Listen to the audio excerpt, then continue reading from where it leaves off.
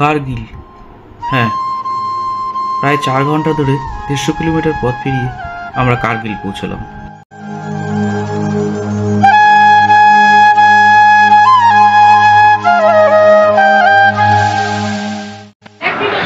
আচ্ছা, ওইখানে একটা পিক দেখতে পাচ্ছ, ওটা হচ্ছে টাইগার হিল, আর এই দিকটা হচ্ছে টোনোলিং, যেখানটা আমরা গেছিলাম।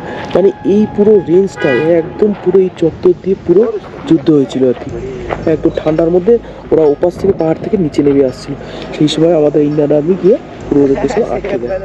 এই জায়গাতে যখন যে ওয়ার মেমোরিয়াল যেটা বানিয়েছে সেটা তো এখন হয়েছে, কিন্তু আগে এই জায়গাটা গ্রাম ছিল, এখানে মানুষজন থাকতো। যখন যুদ্ধ বেঁধেছিল এখান থেকে সব লোকজনদের তুলে দেওয়া হয়েছিল।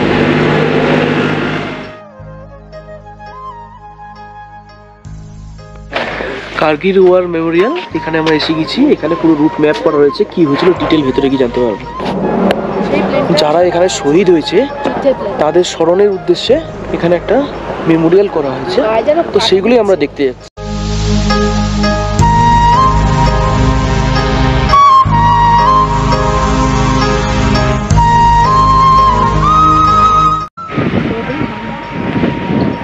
এই সেই বোফোর্স কামান।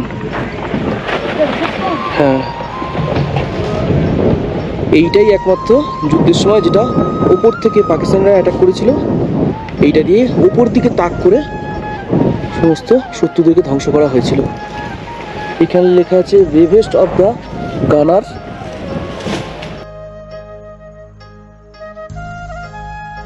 ব্যাটেল অফ PT 5140 গান হিল।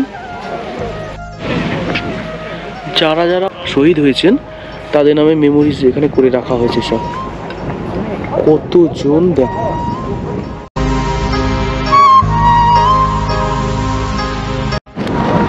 এবার আমরা এখান থেকে বেরিয়ে যাচ্ছি।